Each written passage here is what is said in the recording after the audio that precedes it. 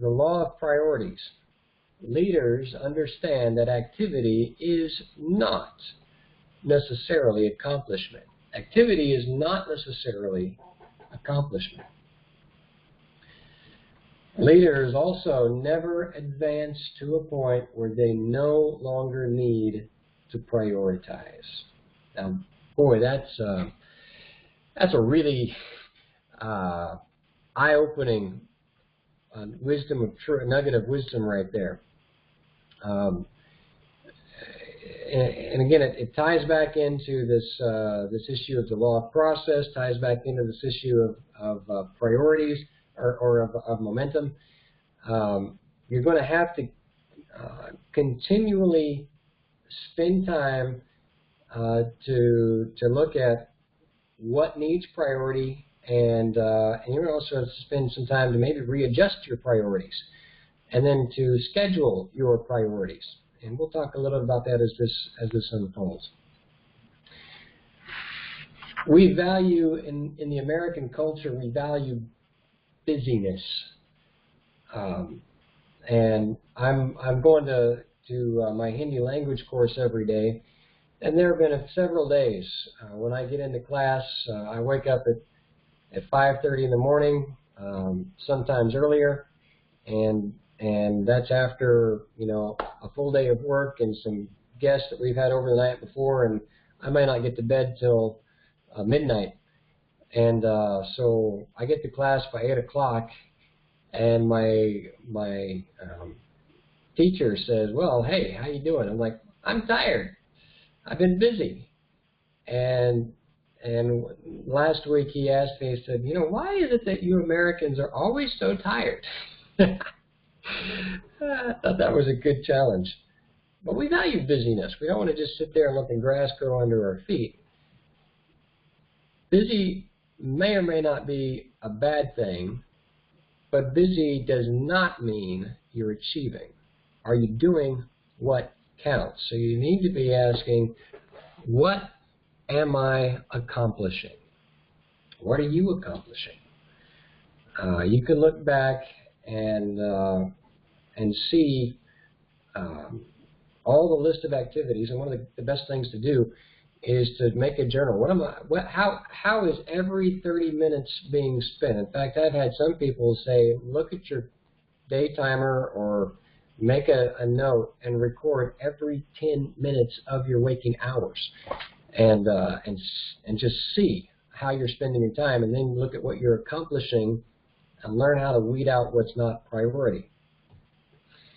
But prioritizing is going to require leaders to continually think ahead. Think ahead and see how the picture fits together. This was relative to a previous law that we talked about earlier, where the leaders they can see beyond and they're looking forward, and we've got to prioritize that so that we can stay ahead of the game.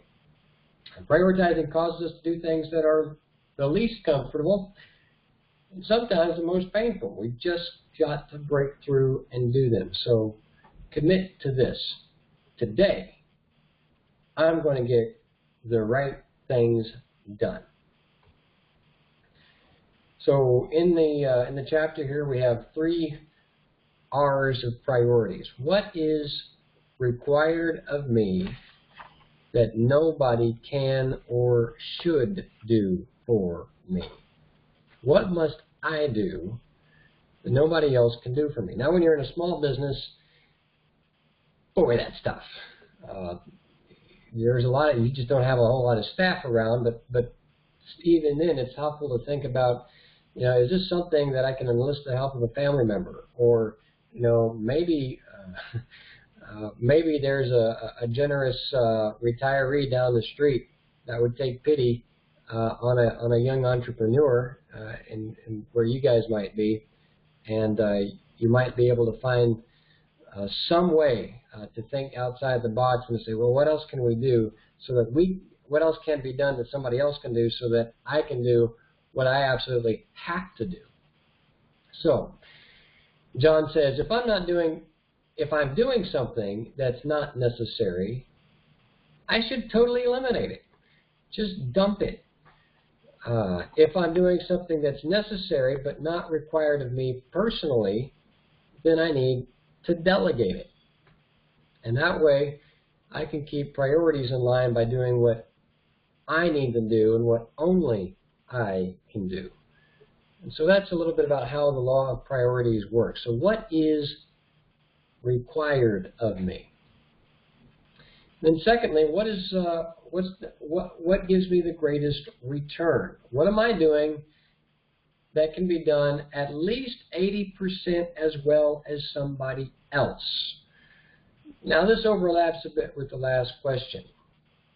John says, if I'm doing something that can be done 80% as well by somebody else, then I delegate that. Okay, maybe I'm not going to be as satisfied with their level of performance or achievement, but if they can do it almost as good, then I can focus, I can prioritize my time and my energy and my resources on something that will be more in tune with who I am in terms of strengths. Now, this is a little bit of a paradox, but you'll understand this if you don't already. As time goes on, you'll catch it. Leaders get out of their comfort zone. They're constantly moving forward, stretching themselves so they can stretch others, going to places where there may not be a whole lot of guaranteed return, going to places where there's risk. So they're going to be moving beyond their comfort zone, but they're going to capitalize by staying in their strength zone. So, you know, in real estate, you've got, for example, you've got those that buy and sell, and you've got, you know, those that may be very well in repairing or fixing up. Now, those are two different skills. Being able to understand the wiring and the structure of a house, and learning the mechanics of how a house is built and stays together is a totally different skill set than knowing the market, buying and selling. But if you know where your strength lies, focus on that strength, market that strength, and then hire somebody else that can do something as good or maybe even better than you. But learn that priority. And then third, look for the reward. Are you doing what you love? That's a big deal. Life is too short to be stuck in a miserable job. I learned this thankfully early on. My dad was self-employed, and when he didn't get enough to pay for the food bill by taking speaking engagements, he found out he liked to do a lot of construction, and so there was something rewarding there for him. Then I grew up and took a few jobs to help supplement my income, and I ran into people that just came to work from, you know, when we were doing landscaping, it was from 7 a.m. to 6 p.m. in the middle of the summer. It was hard work, but there were a lot of people that just hated doing it. And they were grumpy and irritated, and one of these guys in particular that I'm thinking of, he was well into his 50s. Just had nothing to look forward to in coming to work. And I thought, my goodness, that's a miserable way to live life. At least I enjoyed that element of landscaping for that season. But do what you are strong at and do what you enjoy, because that's going to be marketable, and that'll lead you to some people that'll connect with their needs with your abundance. Great leaders hold their goal and make each player succeed in unity with the other team players to win. So look for the reward. Life is too short not to do some things you love. No matter what else I do, John says, I make time for the things that I love. Those are the firelighters of life. find out what it is that you could do, even if you did it for free. That's a good question. What would I do for free because I enjoy it so much? Learn to make that a priority, especially in a way that you can market it, and that'll be a very key aspect of your company or your organization's success. Capitalize your priorities on that. And then, of course, if you're going to really prioritize, you've got to make time to prioritize. So look at your values in life, at your values in work, and make time on your calendar to assess how much time have I spent doing what my priorities are. Does it match?